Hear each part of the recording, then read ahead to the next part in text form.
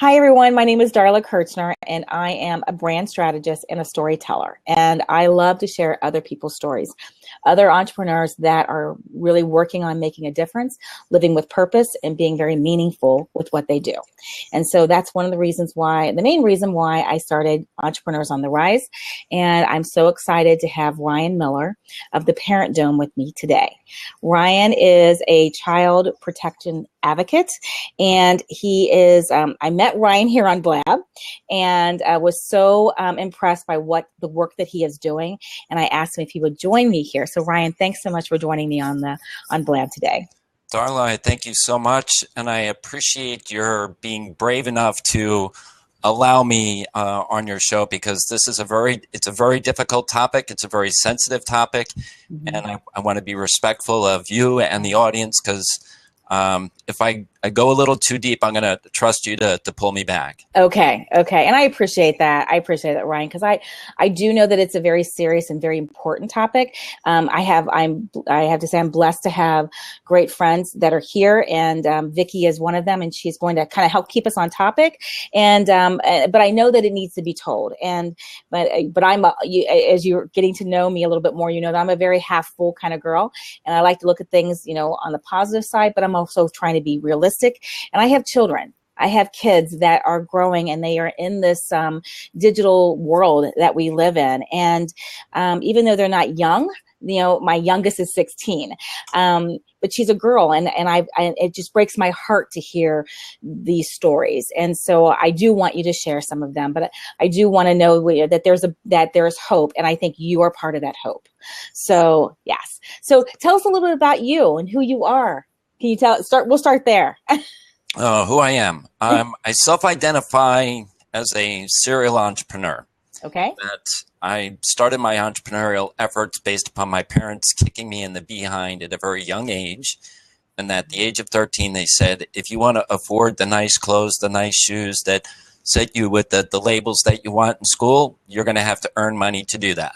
Right. So I started cutting grass and raking leaves and shoveling snow and riding a bike to a mall at a very young age to earn my keep for the things that I needed at a very young age. That's awesome. I think it's interesting. The more I start talking, every time I talk to an entrepreneur, I seem like it's kind of in our blood. It is who we are. And I think it's good. Those of us who kind of fight that or struggle with that, embrace it and know that you're not alone, right? That's not very alone. True. It's like in our DNA, and we try to resist against us, and it just gets because we don't follow the norm. We don't fit in that box, and that's something that I have learned to embrace. And so, yes, I completely can relate to you. I did the same thing. So since you've been an entrepreneur, have you always been an entrepreneur? Have you ever worked in the workspace? Only by necessity. It's very interesting because I after school got involved in a business, and which was what I call the cube dwelling business. Yes, I did not fit well in the cube. And I wound up speaking to the ownership about how you should be doing your business in a different way. And they said, that's not the way we do things. And then I took it upon my own ambition to do it the way that I had suggested it, spun off a business, grew it, sold it, developed. That was my cycle. I saw things in a weakness in a market, developed technology, brought it to market, and grew it. Yeah, just grew from there. That's awesome. And it's interesting, I've had conversations with other entrepreneurs, and we kind of have always been that way. I actually think it's kind of in my blood because my family, my grandfather was one, my father was one. And even when I was in corporate, I knew that this was not the end. This was a temporary time, learn as much as I can so that when I go out on my own, I'll have more and to be able to do better. So I think that's awesome. So, I know that, we always have challenges, and this is something that I want to share with people. Sure. So that, because it's not always rosy, Oh gosh, no. you see the entrepreneurs that are the influencers of the industry, and the people that are just, seem like they're rock stars, and their success is just up here. And that's why I really wanted to focus on the people that are on their way and want to make the difference. And so we all have challenges, and they all had challenges too. And I'm sure that if they're all authentic, which a lot of them are, they would be happy to share. It wasn't always that way. So, has there been a challenging moment in your life or in your career that, that you'd like to share that you think would help the people that are here listening today? Sure. It's about perseverance. Mm-hmm. And in my entrepreneurial path, I continually stretched the bounds. And when I was about 22, I developed a technology that I wasn't aware of patenting and copyrights and trademarks. And I developed a technology which wound up getting stolen by AT&T. Then I did another one that was stolen by Quest.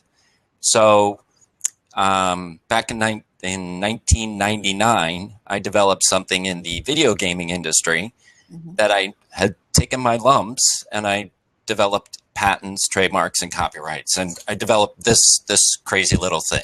Oh, wow. And crazy little thing. It looks pretty. It was very valuable. And I brought that into something that is now part of my journey today, but it was in the video gaming space. And it was a disruptive technology. And my business was taking off until I got attacked by the multi-billion-dollar corporate industry.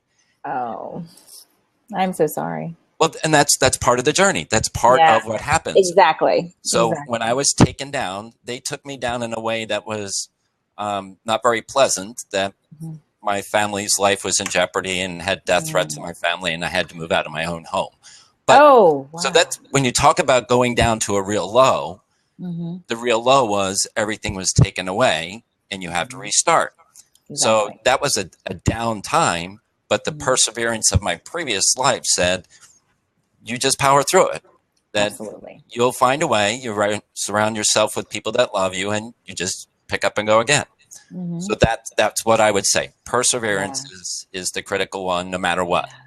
That's a great word, and thank you for sharing that story. And I know it's not always easy to share those types of stories, and we've all had them in our own way. Sure. I'm so sorry that it took that it was that bad, and that's scary. But you're right; it's about perseverance and knowing that you will get through this, because when you've hit the bottom, all you know is you can go up, right?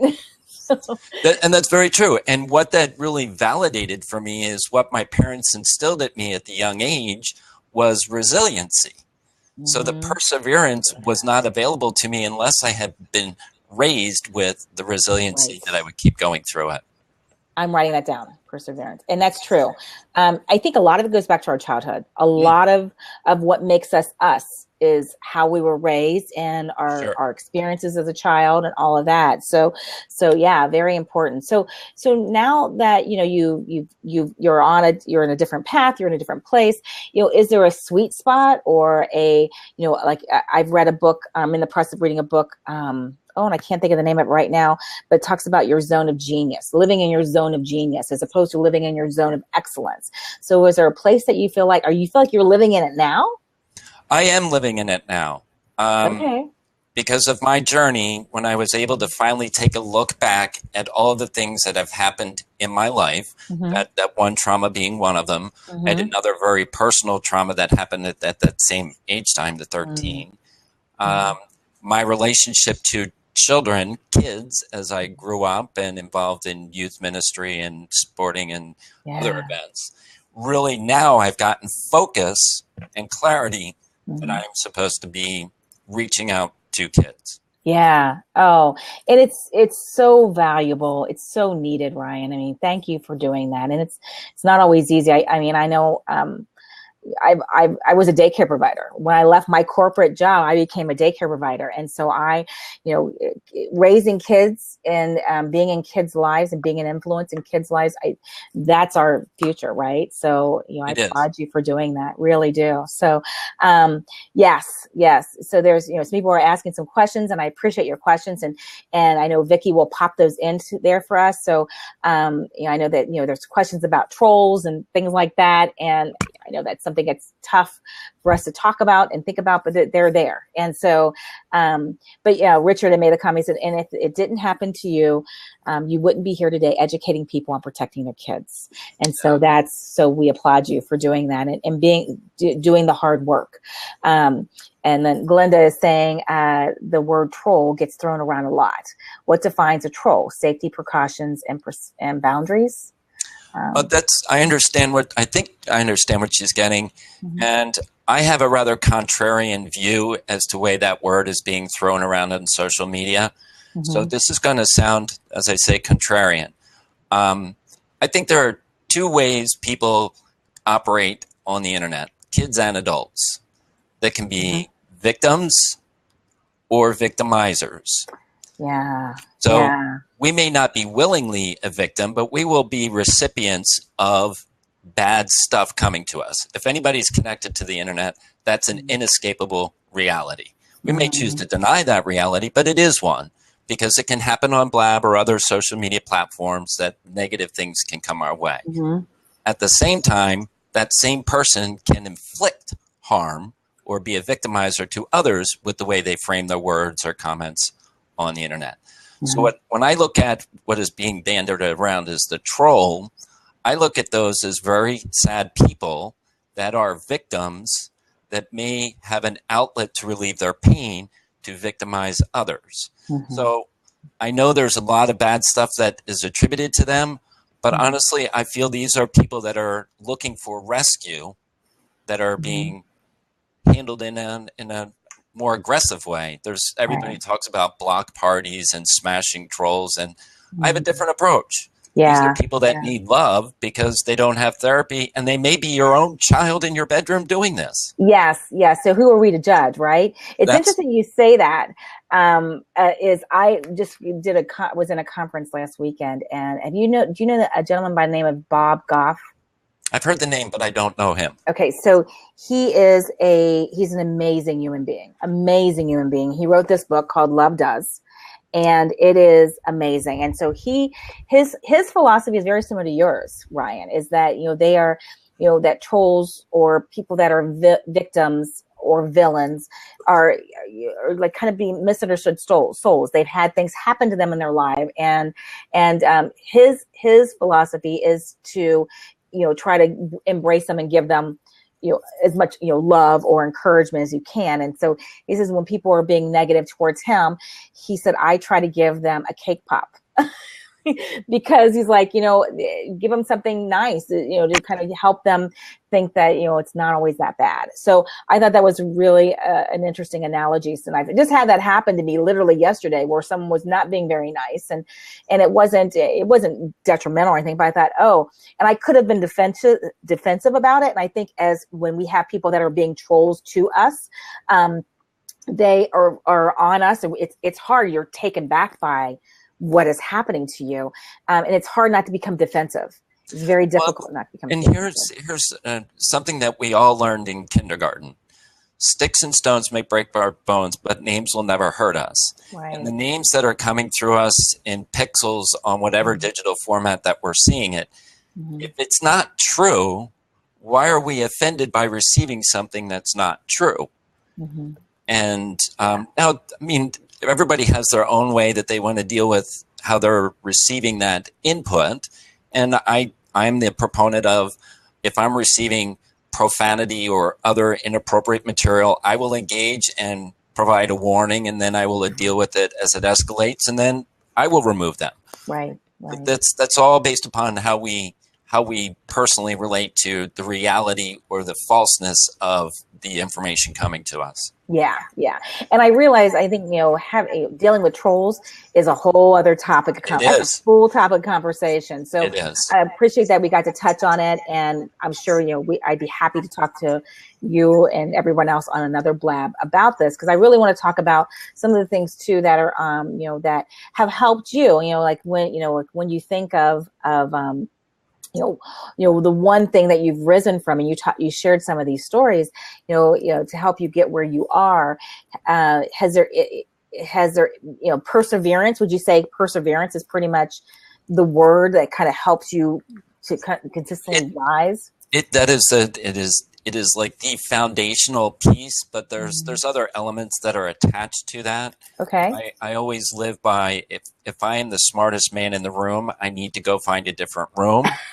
That's a great one. I check my ego at the door, and I submit to others through accountability and authenticity and transparency. And that's great. That's great. I wish there was more people like that. I think some people have gotten caught up in the whole ego thing, or success, and it can be difficult. It can be very challenging. But I think that's a great words to live by. Yeah. Well, I take it one step further, and this may be a little anomalous to your audience, but I run what's called a men's accountability group.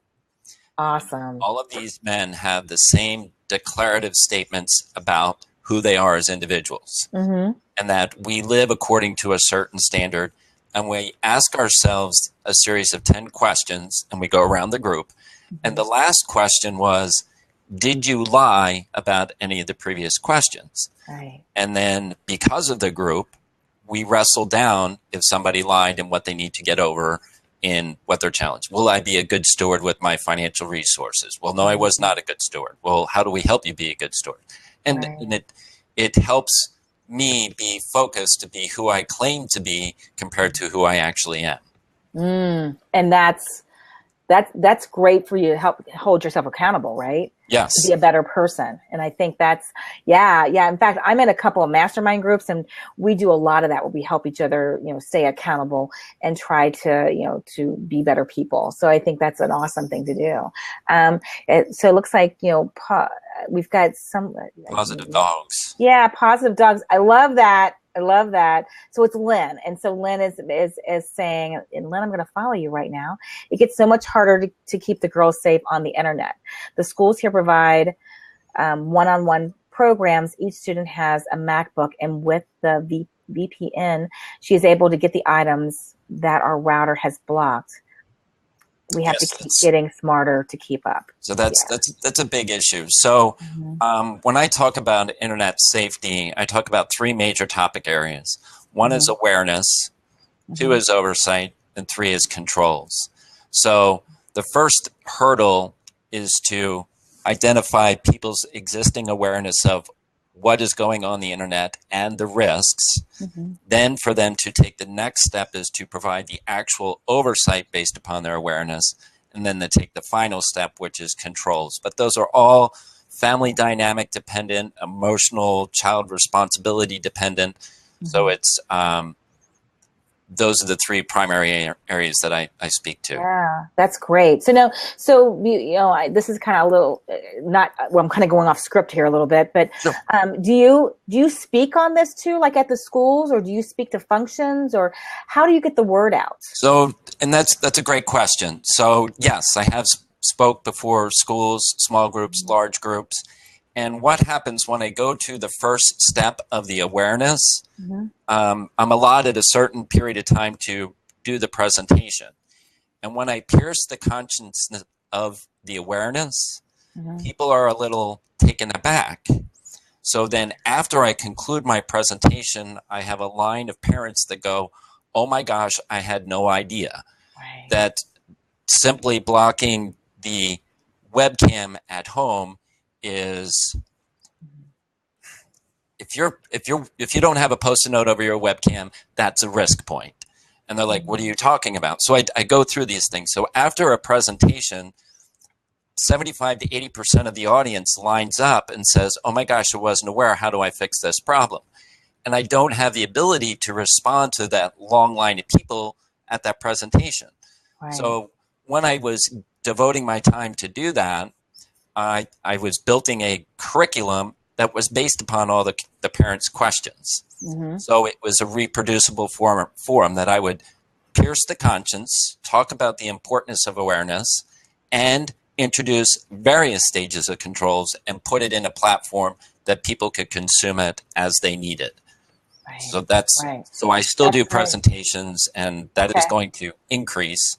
But the really thing is to give them the tools based upon what they learn from what I say. Right, right. So is that something, are your tools going to be available like on your website in a program format or a book or? So I am in the process of writing a book.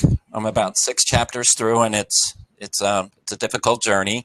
What I've done in my profile, I put a link specific to those people that have come into here, that they get access to what I call the top 5 questions that parents ask about internet security. That's and great. There's some free content there.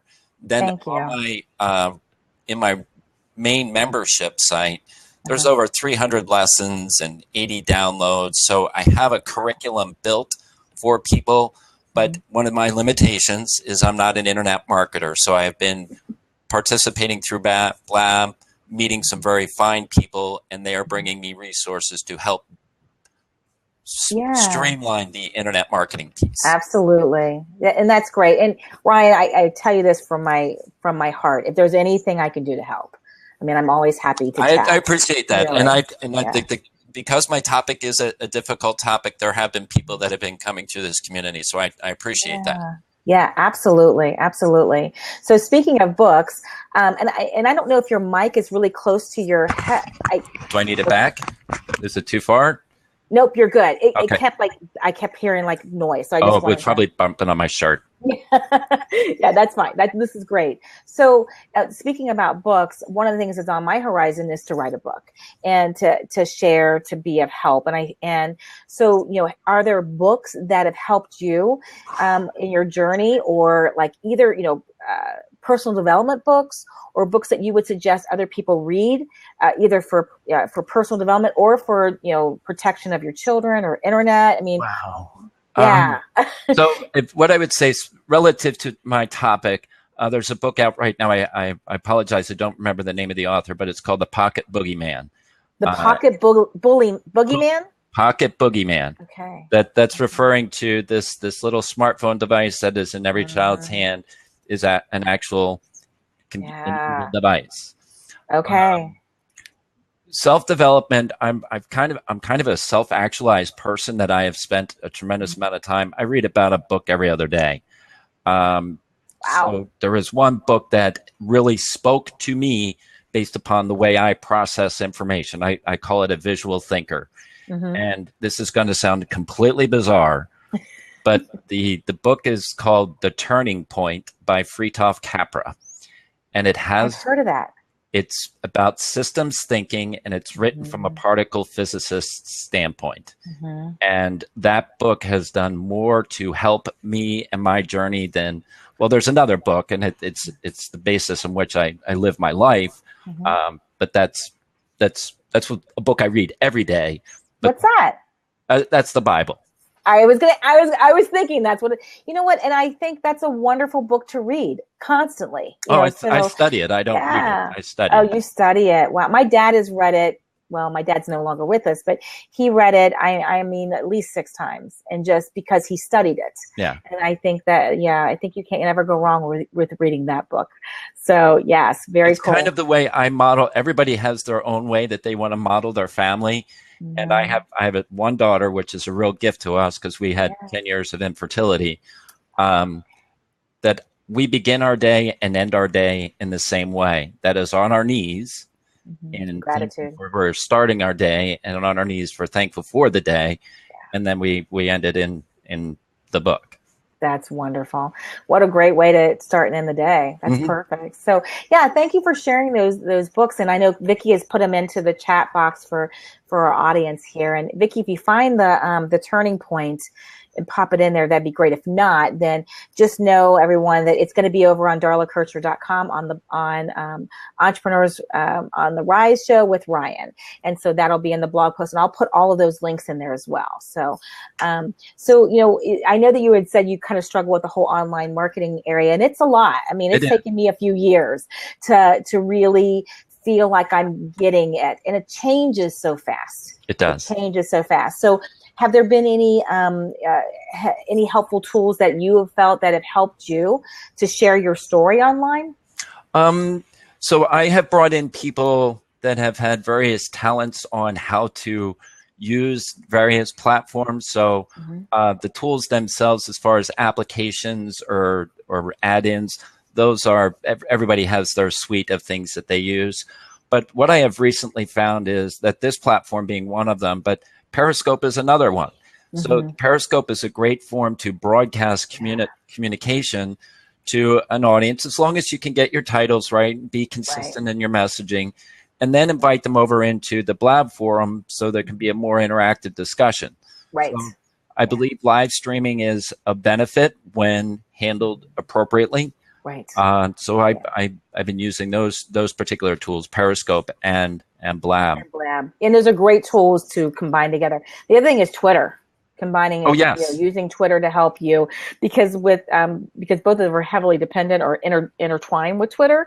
It's a great way to find other people that are like you, to use as a resource tool and to make those connections. So I can't disagree. That is a fantastic point.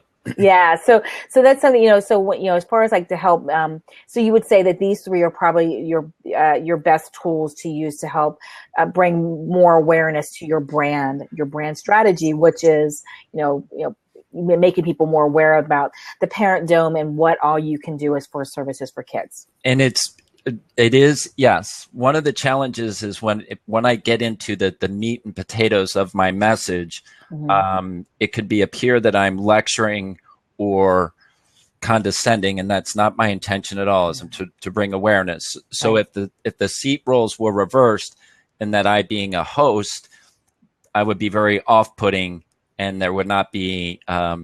It's a very difficult topic, and people really don't want to address it. So as a host, it's considered confrontational. As a guest, and that's why I applaud you for being broad to allow me to come in, because the message is I haven't dived into that message, but that's I want to be respectful of where we're. Well, thank you. And and it is, like you said, it's a tough topic, but it's something that I'm honored to have you on here. It's an important message that needs to be told. So when it comes to let's just dive into that. So as far as for tips for parents to help them to be more aware, you want to share maybe like a story, and then maybe a few tips to help go. Wow. What parents could do. I don't have to travel very far for stories, because if anybody is involved with seeing what's happening in social media or seeing anything in the news, recently in Colorado, there was an epidemic of transferring of inappropriate images in a middle school through sexting. Now, parents may not be aware of what's happening in Colorado. Teachers are aware of it. Educators are aware of it. This is what I call an epidemic in the schools. Now, parents generally are not aware of how bad things are in an internet life until they see the evidence of symptoms. And generally, it's very long along the path before they recognize the evidence of the symptom, to identify the symptom, to look back at what caused the symptom. Right. And so the tips are, first of all, the assumption I suggest is, if you are connected to the internet, the assumption that someone is safe is illogical. To have an expectation of privacy when you ever clicked an I agree button is illogical. Now, that would be my foundation statement. If there is a hope that someone has an expectation of privacy, or a hope that they will be safe, what would be the evidence that you have currently experienced that makes you think that that hope is a reality? Now, that's a lot to say, but and it sounds difficult. But if we all look at our own internet experience from the eyes of an adult, we know what's coming in, and we know how we are affected by it. Right. When you put that in the minds of a child, the way they are affected is completely different. And unfortunately, we put this kind of technology in the hands of children that they have the knowledge on how to use it, but they don't have the wisdom associated with the use. Yeah, that's very powerful and very true. And I know I had to wait when my kids were begging me to have a cell phone. And I'm like, no, you're too young, until there was a safety issue. And I had to get a phone for my kids, because my son was left in front of my house and couldn't get in. And so so I took that as a safety precaution. And you're thinking that you're being safe by giving them these as a parent. So are there a couple of tips that you would suggest to help parents protect their kids or to be aware? Well, and so that's an age dependent thing, and that's based upon what you've done with the technology to date. Right. If this has to be looked at from a legal custodian standpoint. Anything that happens on that device with a minor is unenforceable because no contract can be held with a minor. So anything bad that happens is going to follow back to the contract holder of that device.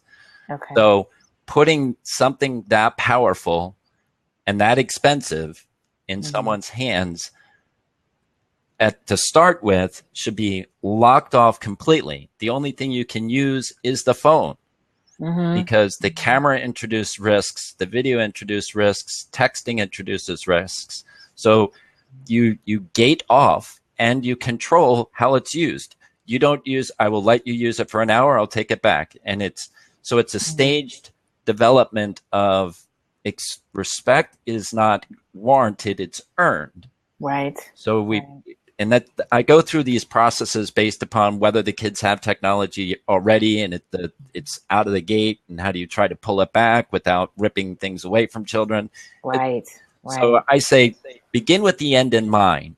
What do we want the child to be as far as a steward of this technology prior to just putting it in their hands? So tips, first tip is have eyes on every piece of information that's going in and out of that phone. Okay. That's a great tip. And as your kids get older, you loosen up that. I mean, my youngest is 16, and you just made me think I need to be more aware. I need to make sure that I'm seeing what she's looking at and where she's going. And, I think she's a good kid, but still, bad things happen. This is not a value judgment on whether a child is good or not, because people can do things with that child that we don't anticipate that can affect that child. So because the internet is permanent, the delete key does not work, that people can do things without somebody being aware of it and send it virally through the internet. So we don't have an expectation of privacy. The only place for private is in our home and in the public restroom. Everything else is fair game. Is fair game. So if someone took an inappropriate photo of a child and doctored it and put it up on the internet, or if a child was involved in some activity that they weren't actually participating in, but there's a record of them being there, those kind of things will be visible if they want to go to college. So the college is going to check their social media presence. If they go to an employer is going to check their social media experience. And if there's an upside down keg stand at some college frat, well, GE's not going to want that child in their employment. So that's what I talk about, the wisdom. The children don't have the wisdom. Right. And that's very important. And a lot of times I just saw the thing, and there's people are making comments, and I will definitely want to address these, the comments and the observations that they're making. But I saw something, I just happened to catch it about, what's his name? Oh, did I freeze? Do you see me now? Am I better? Is it better? Can you guys hear me? Okay, so maybe did Ryan freeze? Ryan, I think you froze. Ryan is frozen. Okay, thanks guys. Okay, so Ryan, if you want to refresh and come back in. I don't know if you guys saw this in the news. The guy who was the spokesman for, oh gosh, Darla, I think. It's at the sandwich place. I just completely lost my thought process. You guys remember who he was? Subway, thank you. Jared, the Subway guy. And I just caught on, I think it was Entertainment Tonight, which I never usually watch a lot of these shows, but I thought it was really interesting because it was this little girl. She was 17. She's 17 now. I know. Come on. We're waiting for you, Ryan. We'll just keep waiting for you to get in here. So thanks for joining, Mac. We're glad you guys are here. And we'll just keep waiting for you, Ryan, so you can get back in. But I'm just sharing this story about Jared. It was Jared. And he, I don't really know what all happened. And part of me doesn't want to know what happened. But I also know that I need to be aware for my kids' sake. And this little girl, she's 17 now, but this happened to her when she was 12, and she was being videotaped when she was going to see Jared's daughter. So it was completely unbeknownst to her. And she was shaking in the car, and it just broke my heart that I can rejoin. I'm trying to get you to rejoin, Jared. I don't know why it's doing that. I apologize, guys. We're having a little technical difficulty here with Ryan. Gonna see if I can get you back in again. So Ryan's gonna keep trying to come back in. I want to make sure that I answer or recall some of the comments. Part of this comes down to having a good relationship with your child, so that you have a bond and know what's going on. I'm a parent and a former educator. I'm amazed when parents are shocked that their child did something. They had no clue who their child is. Yeah, that's very sad, and I can see that could happen. And I think you do, as a parent, they're your responsibility. And so knowing that is something that I think parents just need to be reminded, and so that they realize that how important it is for them to do this. So Ryan, I don't understand why you're having a hard time coming in. So we'll keep waiting for you. So if you guys have any questions why Ryan is trying to work it out here, let us know. You can pop in your questions here, and we will be putting it we'll make sure we try to answer them so that Ryan has some time. It's very important for him to make sure that he is getting his message out there. And that's why I wanted to have him on the call here on Blab and on the Entrepreneurs on the Rise show. There he is. That was weird. I know. Well, we all have to keep reminding ourselves this is in beta, right? That was very Blab is in beta. But you're back. So I was just answering a couple of relating some of what some of the people were talking about, and was sharing the story about Jared, the guy who was Jared a Subway. Yeah, and that I just saw that on Entertainment Tonight, and the 17-year-old girl that she was 12 when it happened. She was physically shaken, and I guess Dr. Phil was trying to help her through this. It's just a very, very hard, difficult situation. But I think as someone had pointed out, it's really about having that communication with your kids, and talking to them, and making sure that you know what they're doing and where they are. And I can't speak to the power of the conversation, because that is a critically important thing. But communication alone is not enough. I mean, there was a gentleman who's done multiple viral videos called Person, who has done social media experiments with sexual predators. And all of those parents had conversations. One episode, they had conversations after seeing one of his experiments, and they'd conducted another experiment a week later, and the kids still went out and did it. So I say the conversation is critically important, but the oversight is even more. So I'll give you an example, and this is you can stop me when it goes too far, but don't go too far. Sexual predators by nature are deviant, and that they want to, it's called grooming. They groom children. They don't groom one, they groom a flock of them. And sexual predators go where children concentrate. So I'm gonna poll the people listening, and I'm gonna ask you this question. Where in the United States do you think geographically has the largest concentration of sexual predators? Oh, wow. Based upon what I just said, that they like to concentrate themselves based upon where children will congregate, where would you think in the U.S. would have the largest concentrations per square mile of sexual predators? That's interesting. So Florida, Disney World, shopping malls, coffee shops, schools. Orcus Omega got it right on. There are more sexual predators registered and unregistered in Disney World. Disney World, as a policy, has cast members within 15 seconds of any patron, because they know that a child predator within 15 seconds can take your child, change their hair color, change their clothes, and take out a screaming child, and they're gone. Oh my God. So that's Wow. that's a shock and all kind of when I talk about the awareness, that's a conscience piercer. So take that at the behavior that they want to groom children. They're going to go where little kids start, Webkinz and Magic Penguin.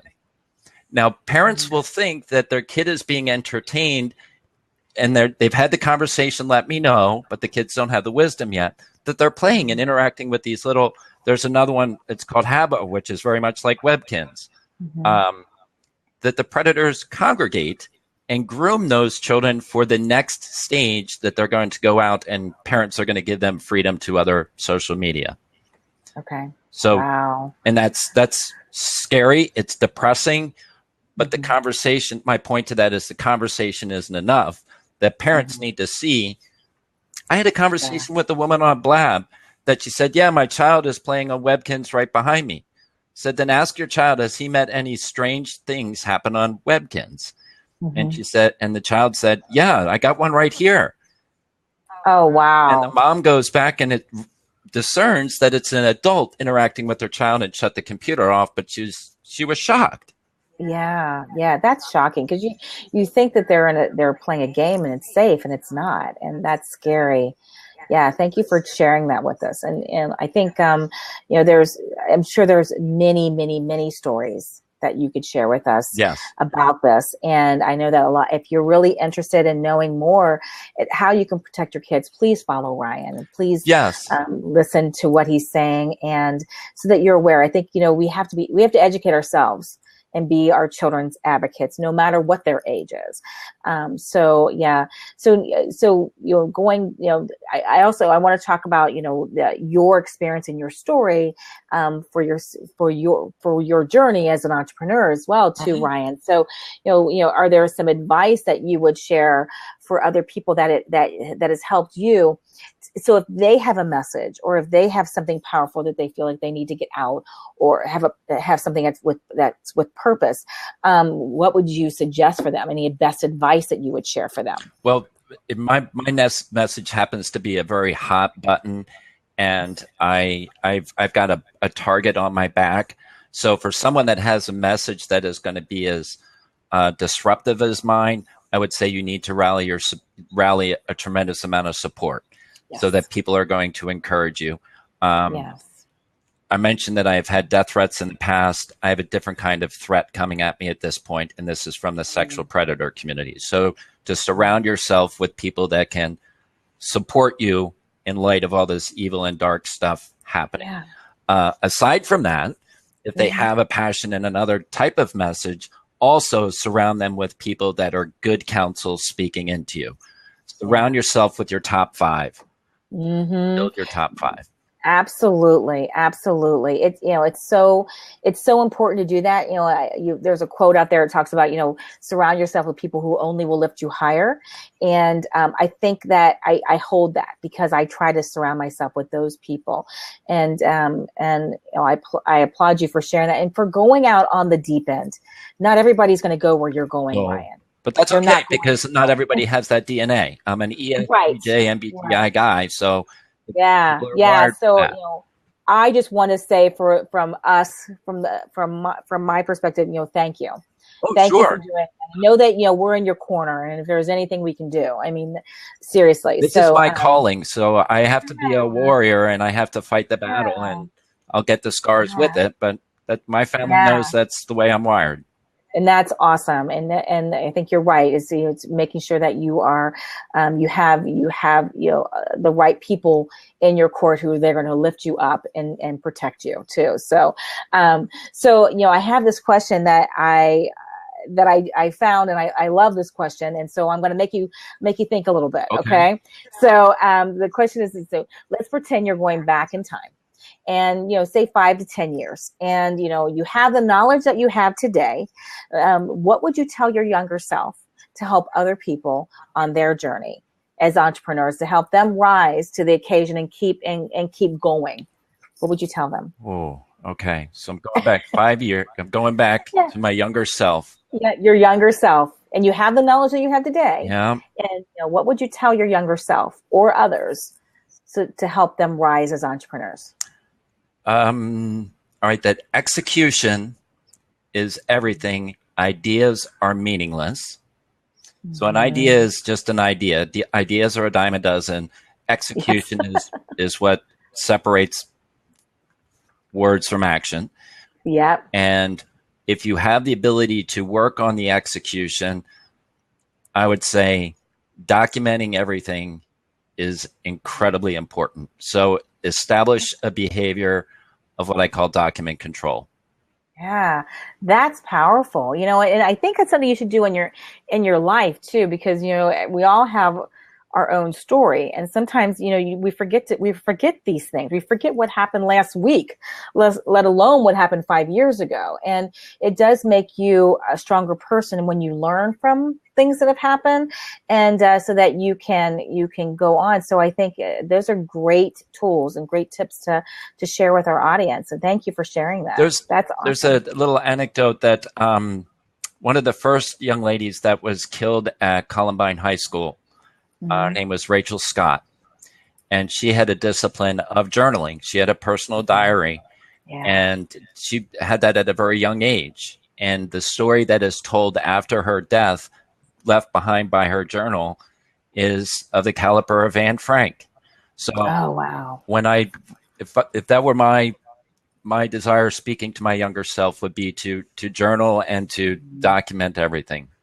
That's powerful. And, I think, yes, thank you for sharing that, because I know, I've read Anne Frank. My daughter, all my kids have read Anne Frank, and what a beautiful story. It is. What a beautiful story she shared. So yeah, that's powerful. So now we're going to go forward. I'm going to go ahead and go here. And I've done this before, and sometimes it goes over well, but I think you can go there with me, Ryan. Okay. So I'm going to take you there.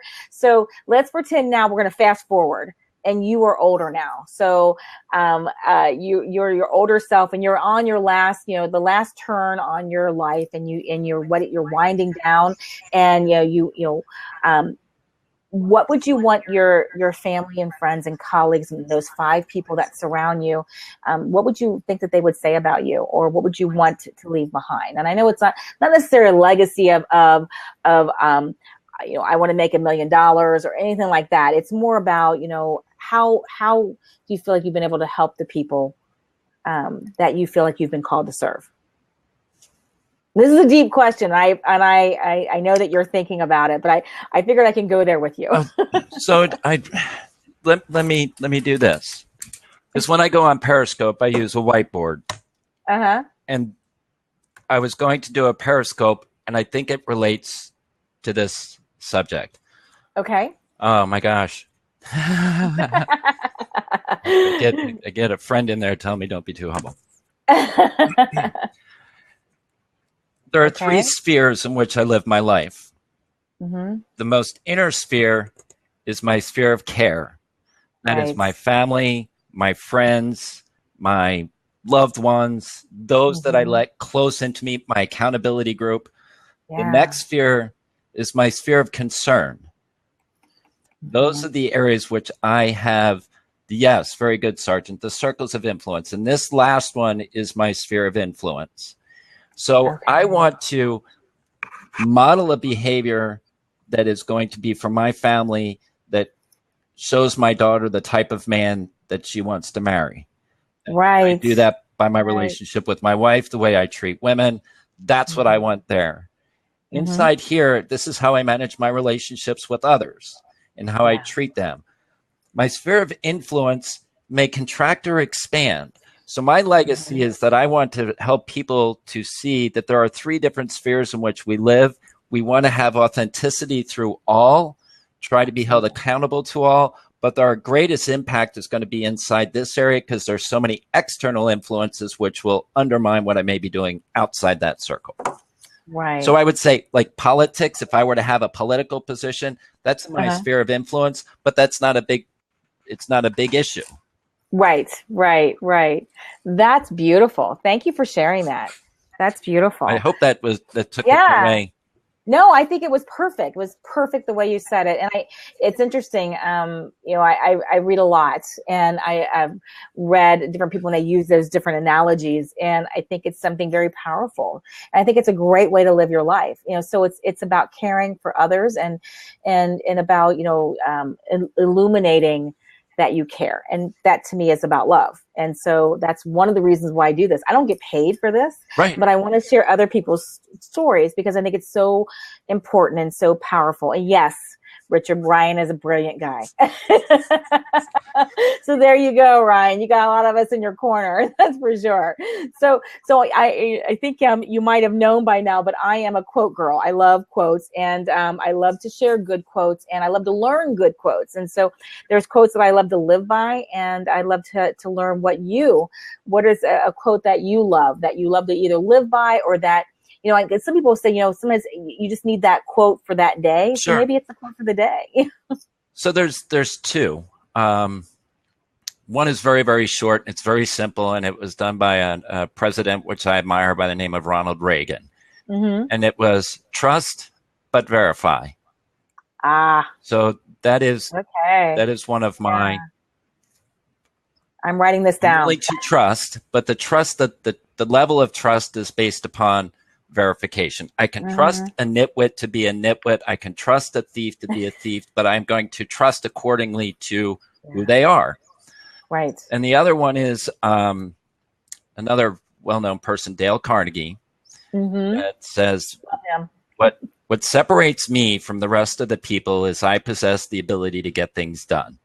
And I try to live my day daily on differentiating myself, no matter what the topic, whatever it is, that I possess the ability to get it done. And I've never been a person to hold out the 100% level of product. I will get it done, and I will refine it. I will get it done, and I will refine it. That's a great way to live. And that's something that I wish I had had this conversation with you, 3 years ago, because that's something that I've learned. I am a recovering perfectionist. And it's something that I've learned has not suited me. It has not served me at all.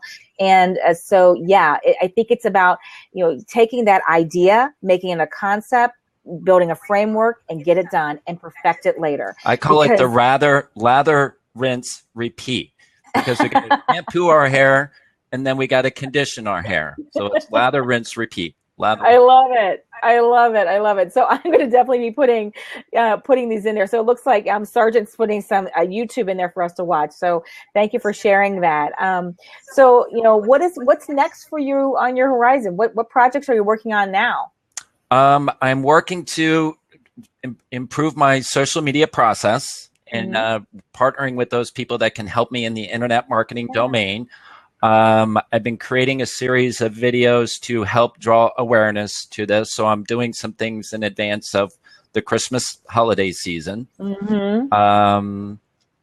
And I have several speaking engagements that are up and coming at some local schools because, as I say, the epidemic is spreading. And it's only going to get worse, unfortunately. It really is. And I want to be an advocate for the proactive solution, but I'm a realist in that there's a lot of need on the reactive.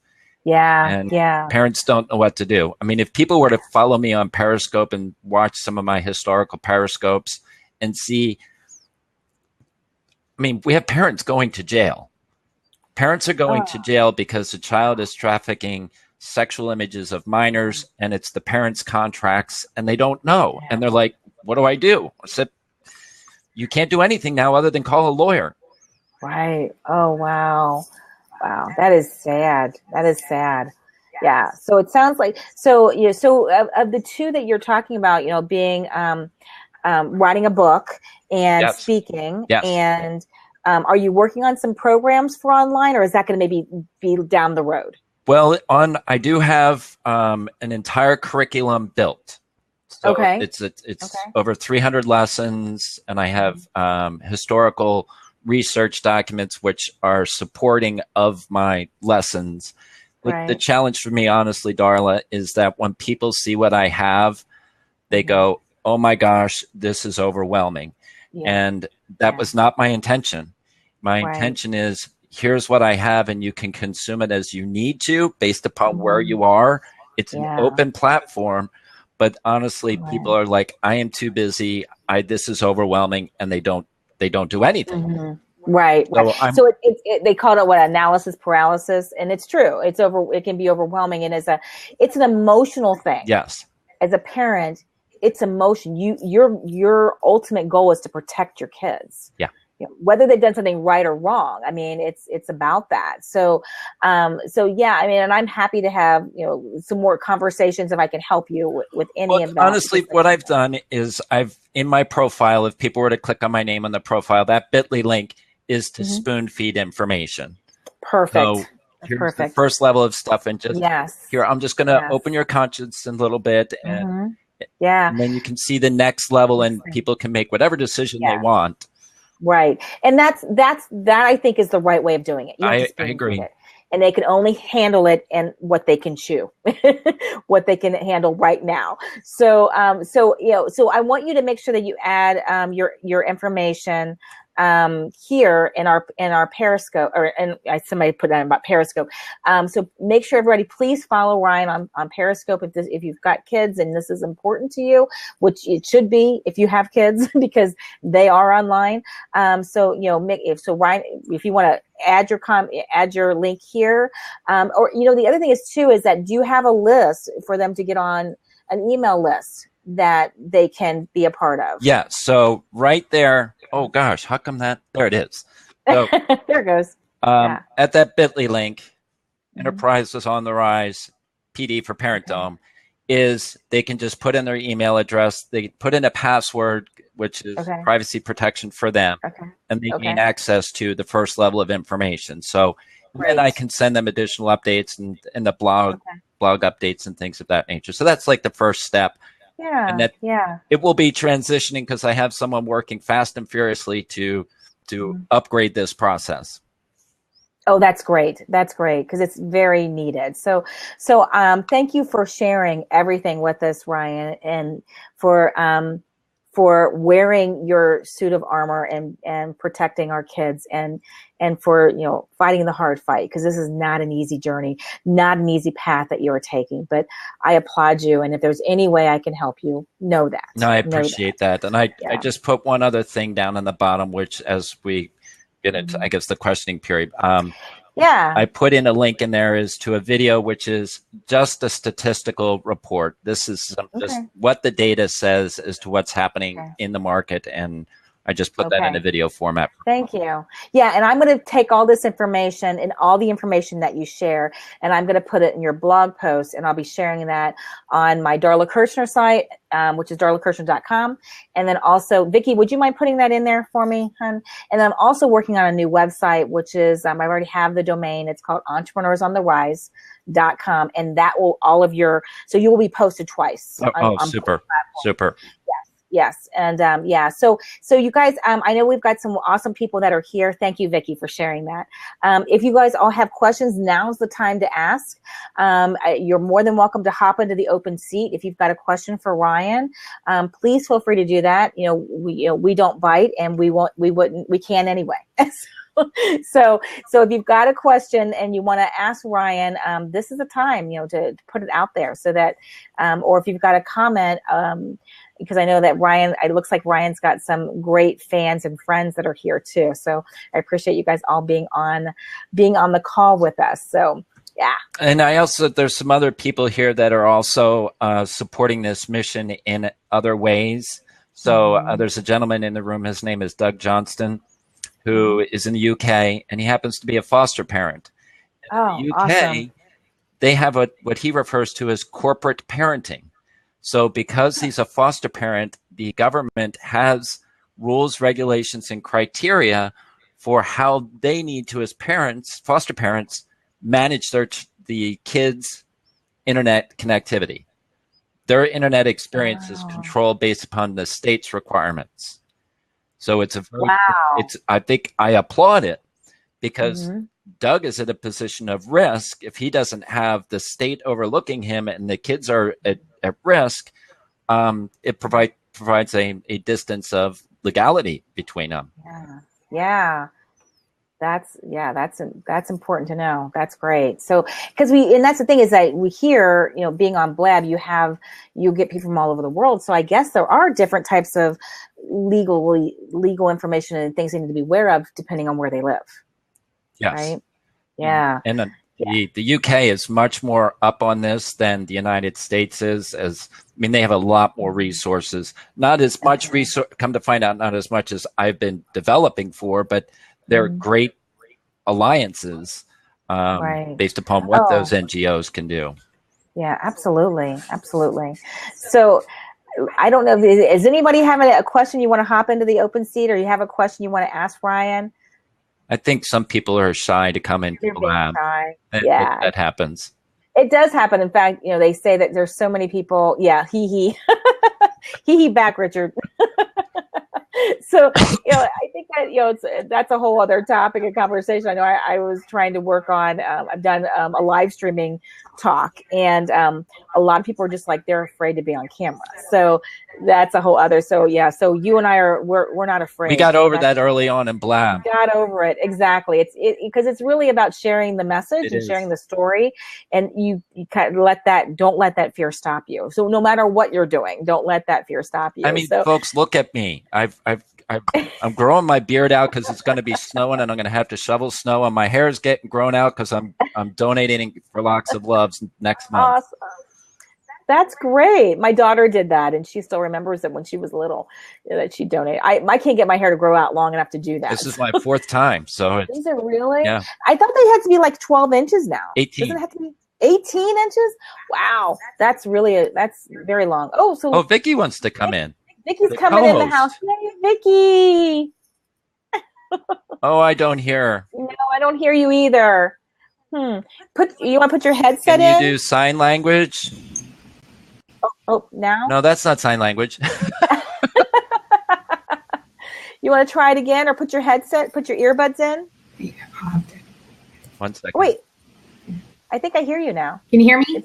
Yeah. Yep. There you are. Just took a minute. Oh, my computer's really slow. No, you're fine. You're fine. Thank you so much for helping out today. Thank you, Vicky. You did a fantastic job. No problem. Thank you, Ryan, for sharing all this information too. It's really good information. Do you have, I guess not a question, but just a request. Do you have like maybe something that we could share, like 2 tips or 2 key takeaways that either you shared today or that we could post on Facebook or Twitter, something that we can share and then reference back to? Okay, so the first, that's a great point. So the first thing is any webcam that is in the home, put a Post-it note over it. Okay. That is a Band-Aid of a solution because you're still going to have the probability of your microphone still working in your computer. True. Okay. So thank you. 90% of computers have already been compromised that the web can be remotely operated, and you don't need the little light as verification. Okay. Second tip is 98% of the people have downloaded a flashlight application where they could turn their phone camera into a flashlight. Yeah. Remove that immediately. Oh my God. Is that acting as a way into seeing people as well? Well, remember I said that you have no expectation of privacy if you click a I agree button. Spy app? Yes, it's a spy app. So it's your identity is at risk because you have that application. Now, there are other applications that are doing that as well. But that's part of the education process, is that people don't read terms and services and they don't understand the risks. So those would be my 2 immediate ones. Cover up your webcam. And number 3 would be secure your home router. Oh. Okay. It's a free tool. It's called OpenDNS. Okay. It is from Cisco, which is a very reputable IT company. Yeah. Okay. Good. So those would be the 3 big ones. Secure your router, get rid of the flashlight app, and cover up your webcam. Okay. But honestly, those are really Band-Aids. But those are really good Band-Aids. It's a start. Right now. Because I've been doing that too. I'll put it to sleep, and I usually shut my computer down But I think I saw you tell us about that, about putting a Post-it note. So I'm going to get back in the habit of putting the Post-it note back on it. That's just yes, it's a very wise thing to do. Any device, and then Okay. I could rattle off until the hundreds of them, but those are the three critical ones. Okay. Someone actually mentioned that to me the other day. I had no clue, didn't even think about it. And I guess he had found out like a year or 2 years ago, somebody had said something to him about it. And at that point forward, he had started putting a Post-it note over his webcam as well. And I'm like, oh, so you're just now sharing this with me now instead of 2 years ago. Yeah. Thanks. Exactly. There's another thing that because of how kids are given technology in school, you would assume that the schools have the students' best interests at heart, but that's assuming education is benevolent. And unfortunately, the institutions are giving kids tablets and iPad devices, iPad minis, which have already been compromised, and that schools have access to see what kids are doing in their home, in their bedrooms when they're doing homework. Now, people say, Ryan, you're sensationalizing and you're creating, you're a conspiracy theorist. And I say, unfortunately, I'm not, because there's lawsuits that have been in the court and are continually in the court where schools have invaded privacy by having that device, and it's happened local to me. There's Wow. a case that was settled where that happened. Okay. Wow. That's, yeah. It seems like there should be a law for kids not to have like phones or mobile devices or anything until they're, it should be treated There just is like a law. a driver's license, or not in Ohio. There is a law. Oh, sure there is. You can't have a contract with the child on a device. Oh, yeah. I mean, that they the shouldn't be parents able are to have making- access to the internet or anything like that. Like they should be able to have a phone that they can access, like texting and calling. But There should be rules against the fact that they can't access the internet or anything inappropriate apps and all that. So this comes down to an opinion kind of thing, so I don't want to get too far, but you can't legislate morality. And that the cellular phone companies and big corporations are very good at protecting themselves. So if you were to read the agreement that you signed with Verizon or Sprint with AT&T, they're indemnifying themselves from any activity. So that responsibility is going to the parent. Now if you haven't read that agreement and see how they indemnify themselves, that contractual responsibility is protecting them, but it's not going to protect the parent. So the parent is now making a decision as to putting something with access to whatever in a child's hands. Right. I think Doug had mentioned that as well, too. Yeah. Yeah. And unfortunately for us, ignorance in the law is not a defense of the law in a court of law. Right. Mitch Jackson could tell us that. Yeah. Absolutely. Well, this has been amazing. Right, Vicki, does that answer your question? Is there any other questions you want to ask? That's perfect. I'm going to take those 3 tips and put them on Facebook. Yes, I wrote them down, and I'm going to add them to the blog, and I put that link in there. Right, I put in just my regular link because it's up, and I will put that in again, Ryan, and I'll share all this information with everyone. Thank you so much for joining us. It looks like, there's a couple other notes here. I think there's been some other questions or some other broadcasts on Periscope that you might want to look at that Richard is saying. And then Team White, no sugar. Team White, no sugar. That's Doug. Okay, so Doug says device level management is most important so that protection goes where they do. So and then that's where he's talking about like parental controls and controls associated at the device level. Gotcha. Great. Well, Ryan, thank you. Thank you very much, Darla. Thank you, Vicki. Darla. Yeah, thank you, honey. Thank you for helping Vicki help me manage this. She's my teammate. So it looks like so I think Mohammed may have a question, Ryan. Is it okay for you to take that? Sure. Okay, so Mohammed, I'm gonna go ahead and let you in the seat if you want to ask the question, and then I'm gonna need to wrap up here in a minute. I think we're gonna be careful on this one. Be ready with the X button. Oh, really? Yeah, because he's got 0 followers. Hello. Hi, Mohammed. How are you? Hi. Do you have a question for Ryan? Hello. Do you have a Did question? you have a question for Ryan? for us, Mohammed? Mohammed, I'm going to let you think- go. If Thank we don't have a question, How are you? We're good. We're going to let you go. We're getting ready to wrap up our session here. So unless you have a question for Ryan, we're going to go ahead and let you go. How are you? We're good. Thank you for joining. I'm going to go ahead and let him go. Ryan, thank you so much for coming on with me today. thank you very much for having me. Yeah, I thank you for appreciate sharing your story and for fighting the good fight, for being such an advocate for our kids. I really appreciate it. And I know that there's more that do, and I'm happy to share your story, and I'm happy to help you in any way I can.